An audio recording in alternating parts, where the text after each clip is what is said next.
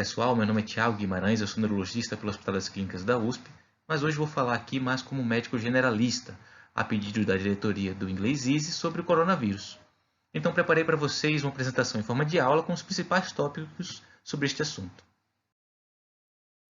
Começando então com informações mais gerais sobre o vírus. Por que coronavírus?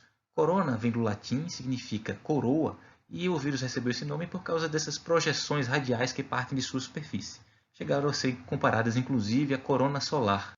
Ele faz parte da família Coronaviridae, que contém 4 gêneros, alfa, beta, delta e gama. O gênero beta ele contém os vírus mais importantes, né? O vírus lá, SARS-CoV-1, lá de 2002, que também veio da China e causa síndrome respiratória aguda grave. O vírus MERS-CoV, que veio do Oriente Médio, lá em 2012, 2013, que causa MERS. E o SARS-CoV-2, e causa Covid-19. Então, a origem dos vírus ela é comum no morcego. Né? O que vai mudar são os hospedeiros intermediários. Aqui na SARS-CoV-1, a civeta, na MERS-CoV, o dromedário, e na SARS-CoV-2, a doença parece ter tido origem lá no mercado de frutos do mar na China, também tem origem no morcego, né? A origem inicial, e o hospedeiro intermediário é o pangolim. Em relação à quantidade de casos, países afetados e número de óbitos, a Organização Mundial de Saúde mantém atualizados esses dados em seu site. A quantidade de dados não parece ser atualizada em tempo real. Tá? A OMS hoje, por exemplo, mostra que no Brasil tem 428 casos confirmados e a gente sabe que tem mais de 900. Então, resumindo, em 11 de 2 deste ano, a OMS chamou a doença de Covid-19 e o Comitê Internacional de Taxonomia Viral chamou o vírus de SARS-CoV-2. E a transmissão, como é que acontece? A transmissão ocorre principalmente através de gotículas. Também outros fluidos corporais, como fezes, sangue, mas o principal mesmo são gotículas. As gotículas elas atingem uma distância a partir da fonte de até 2 metros em média. E aí elas podem se depositar em objetos do meio e atingir mucosas da pessoa que vai ser contaminada, mucosa oral, mucosa nasal. No meio ambiente, na forma de aerossol, que são partículas menores, ela pode permanecer até 3 horas no ar. Em objetos ou substâncias como plástico, aço inoxidável até 3 dias, cobre 4 horas e cartolina, cartão, papel até 24 horas. Uma pessoa infectada pode transmitir até 3, geralmente transmite para 3 pessoas, não até 3, mas em média 3, pode ser um pouco menor, pode ser um pouco mais. E aí o período de maior transmissibilidade é o 3º ou 5º dia, e aqui uma curiosidade, tá? Comparando com HN1, ela tem uma transmissibilidade maior, comparando com sarampo menor. Sarampo, uma pessoa geralmente contamina 15. Sintoma. Então, os sintomas vão começar depois de um período chamado de período de incubação, que se dá do momento do contágio até o surgimento do primeiro sintoma. No caso da Covid-19, esse período é em média de 5 dias, mas pode variar de 0 a 14 dias. Os sintomas mais comuns são febre, tosse seca, dor no corpo e fadiga, e podendo acontecer também dor de garganta, cefaleia, escarro. Mais raramente pode acontecer dor abdominal e diarreia. A pneumonia é uma complicação possível, geralmente acontece lá pela 2ª semana. O perfil do paciente é mais comumente um homem, já que a doença é um pouco mais prevalente em homens, com a média de idade de 50 anos. Isso não quer dizer que pessoas menores de 50 anos não podem ser cometidas, tá? É uma média da idade dos casos relatados. Na maioria das vezes, a doença é oligossintomática, tem sintomas leves, 80% dos casos.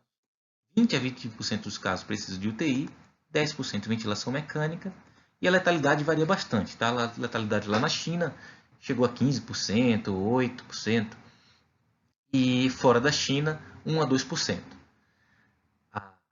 Isso aí, a letalidade tende a ser um pouco maior, bem maior na verdade, em alguns doentes de perfil de maior gravidade, perfil de maior risco, por exemplo, idosos. Aí sim pode chegar aos 15% realmente. Complicações possíveis, geralmente, nessas pessoas de maior risco, são insuficiência renal, injúria cardíaca, a própria SARS, a própria síndrome respiratória aguda grave, infecções secundárias, geralmente bacterianas. Então, quais são esses pacientes de maior risco de gravidade? Vão ser os idosos, pessoas maiores de 60 a 65 anos, com doenças crônicas tipo hipertensão, diabetes, doença cardiovascular arterial coronariana, né? Doença cerebrovascular, câncer, imunossuprimidos. Então esse é o perfil de pessoas com maior risco de adquirir a doença, ou maior risco de gravidade se adquirir a doença. O diagnóstico é feito através do PCR, que é um exame que detecta o RNA viral em diversos materiais. Geralmente é feito através do suave nasofaríngeo, uma espécie de cotonete que é passado no nariz e na garganta, na boca. Então, quem deve ser testado com o PCR? Os casos suspeitos. E o que são casos suspeitos? São aquelas pessoas com febre e com um ou mais sintomas respiratórios, e também com um desses três. Pessoas que tiveram viagem, pessoas advindas de locais de risco, né, nos últimos 14 dias, ou pessoas com contato próximo com casos suspeitos ou confirmados também nos últimos 14 dias.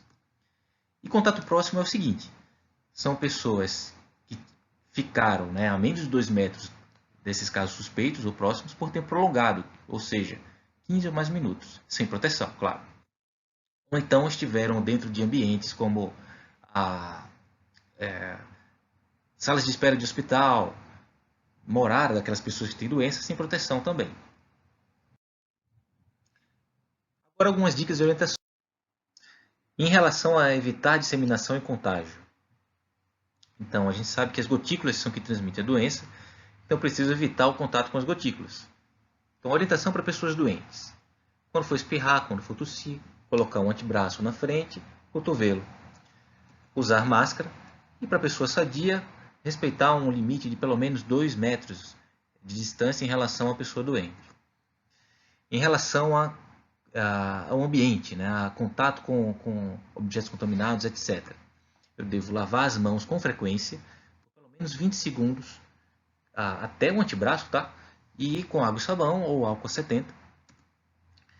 Limpar regularmente o ambiente, manter o ambiente ventilado, arejado, janelas abertas.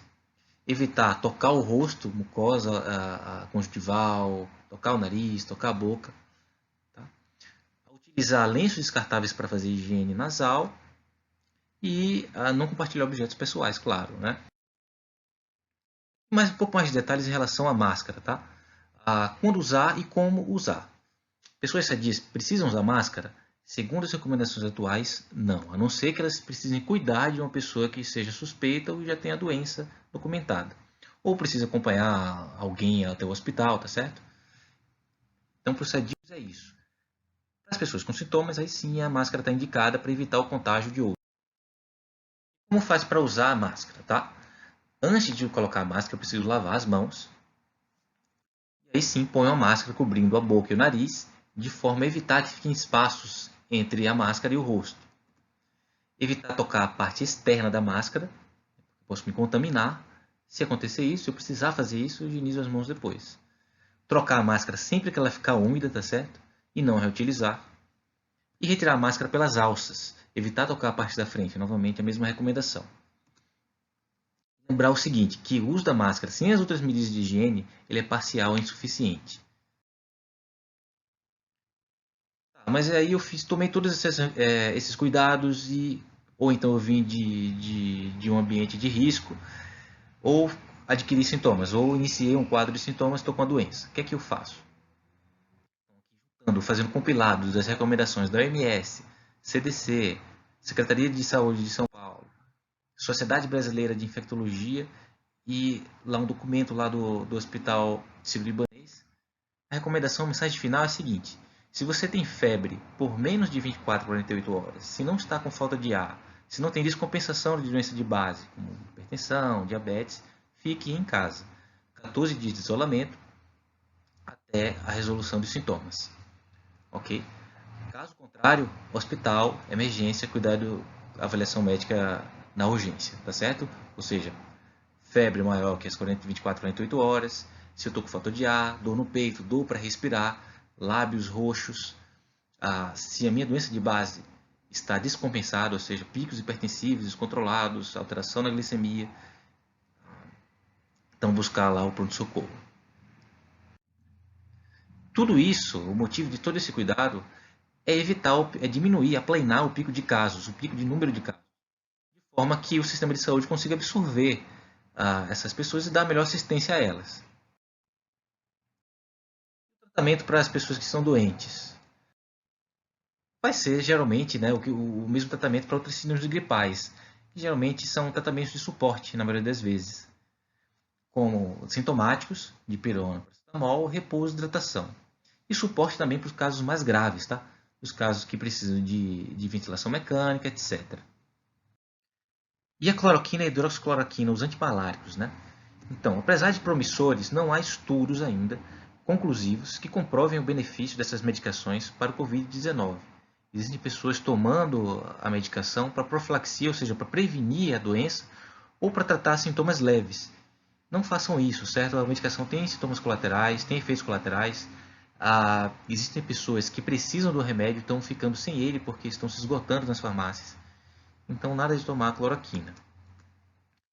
Há estudos com a própria cloroquina, né, com a própria hidroxicloroquina e antivirais em andamento, certo? Ou em fase pré-clínica, mas esperamos que estejam disponíveis os resultados em curto tempo, mas ainda não há nada concreto, ok? Então, vamos ter calma.